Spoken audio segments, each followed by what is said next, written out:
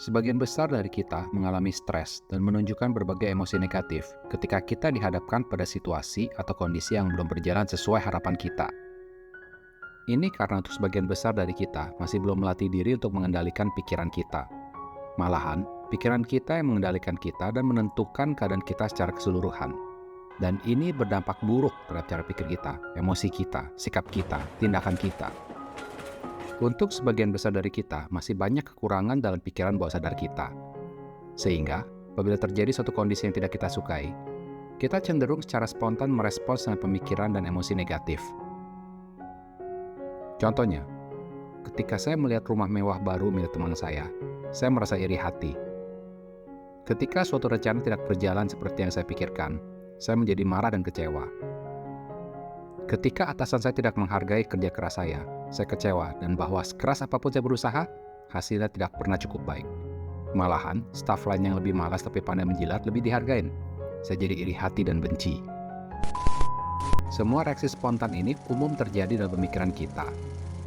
Masalah akan mulai muncul pada saat pemikiran negatif kita ini mulai menjalar menjadi emosi-emosi negatif seperti kecemburuan, kebencian, kecewaan, dendam.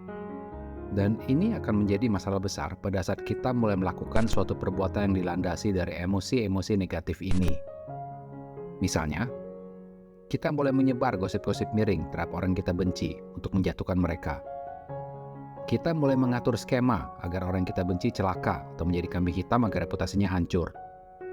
Atau, kita mulai berusaha keras untuk menjadi kaya untuk menandingi orang lain yang kita iri kekayaannya. Namun terlalu ngotot menjadi kaya sehingga segala cara dihalalkan, termasuk yang merugikan masyarakat.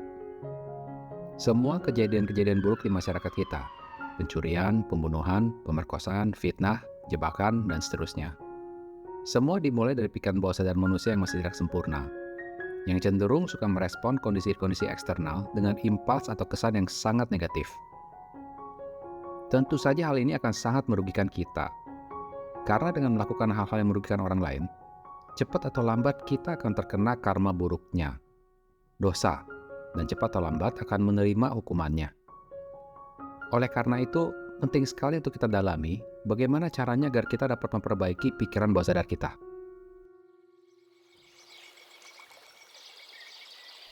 Autosugesti adalah saran positif yang kita berikan pada pikiran bawah sadar kita apabila terjadi suatu pemikiran atau emosi negatif terhadap suatu kejadian. Bahkan kita juga dapat melakukan autosugesti sesudah melakukan tindakan negatif tersebut. Autosugesti berguna untuk mengatasi cacat kepribadian dalam diri kita. Ketika kita sedang stres, saat membenci orang lain, atau ketika kita dihadapkan pada situasi kehidupan yang sulit dan tidak dapat diubah.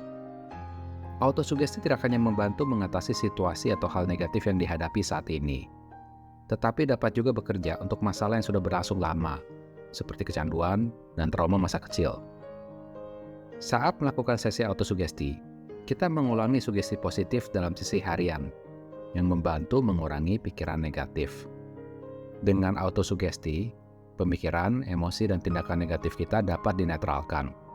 Sebagai contohnya, ketika saya melihat rumah mewah baru milik teman saya akan menyadari bahwa dia telah bekerja keras dan banyak berbuat baik sehingga bisa mendapatkan rumah mewah seperti itu.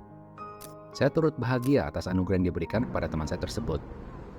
Atau, rencana saya tidak berjalan seperti yang saya harapkan. Namun saya percaya bahwa memang bukan saatnya, dan memang apapun jalan yang saya tempuh ke depannya pasti sudah bagian dari rencana Tuhan, dan pasti yang terbaik untuk saya. Atau, ketika atasan tidak menghargai kerja keras saya, di mana hasil saya tidak pernah baik di matanya, saya akan ingat bahwa ini adalah proses pembelajaran saya, dan saya juga menyadari bahwa selalu ada pasang surut dalam perjalanan ke puncak. Maka saya akan berdoa pada Tuhan untuk memberi saya kekuatan untuk bertahan dalam upaya saya. Satu hal penting dari sisi spiritual adalah autosugesti membantu mencegah kita dari melakukan dosa-dosa atau karma buruk. Dengan menerapkan autosugesti yang teratur, seseorang mengurangi kemungkinan menciptakan takdir yang merugikan atau dosa-dosa ke depannya. Contohnya, apabila kita memiliki kekurangan dalam sisi iri hati, di mana kita iri terhadap keberhasilan orang lain misalnya, maka sifat iri hati ini akan menimbulkan penderitaan untuk diri kita sendiri. Apabila kita lalu bertindak dari sifat iri hati ini, menyusun rencana untuk membuat orang itu terjatuh atau bangkrut misalnya, maka kita akan menerima banyak dosa dari perbuatan kita ini. Jadi, bagaimana cara kita melakukan autosugesti? Step pertama adalah pakai bahasa yang sederhana namun jelas. Pikiran kita menyukai hal-hal yang mudah atau sederhana. Demikian juga, ketika memberikan saran kepada pikiran, saran harus sederhana dan menggunakan jumlah kata yang terbatas namun jelas, sehingga mudah bagi pikiran untuk mendapatkan pesan. Step kedua, autosugesti harus selalu positif. Jangan memakai kata-kata negatif yang artinya menahan atau menghentikan. Misalnya, tidak akan, tidak bisa, dan sebagainya.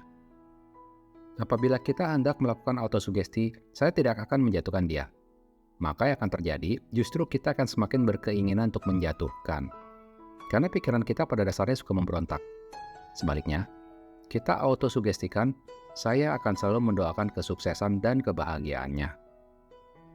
Contoh kedua, jangan katakan, saya tidak akan marah. Namun selalu ucapkan, saya akan selalu tenang. Untuk step ketiga, walaupun singkat, namun autosugesti juga harus spesifik. Misalnya, saya akan selalu tenang mendengarkan celotehannya. Sebaiknya dibuat lebih spesifik ke, saya akan selalu tenang mendengarkan celotehan Budi. Dengan menyebutkan nama, sehingga lebih spesifik, akan membantu pikiran kita untuk mengacu ke sesuatu yang menjadi sumber dari pergolakan batin kita. Sehingga autosugesti akan lebih efektif. Step keempat adalah untuk menyelipkan kata setiap kali. Salah satu trik yang efektif untuk menjaga agar pikiran kita tetap waspada dan untuk melatih mengurangi kebiasaan yang tidak baik, maka bisa diselipkan kata setiap kali. Seperti misalnya apabila kita malas belajar, maka autosugesti kita menjadi, setiap kali saya mau menunda belajar, maka saya akan selalu membayangkan betapa bangganya apabila saya rajin dan berhasil mendapatkan beasiswa. Step kelima adalah mulai untuk melakukan 3 autosugesti setiap hari. Apabila sudah terbiasa untuk melakukannya 3 kali sehari dengan konsekuen, maka perlahan-lahan dapat ditambah. Dengan menerapkan autosugesti secara teratur, perlahan-lahan kita melatih diri untuk tidak terlalu terpengaruh dengan kekurangan kepribadian kita. Misalnya, mengurangi perasaan iri hati kita.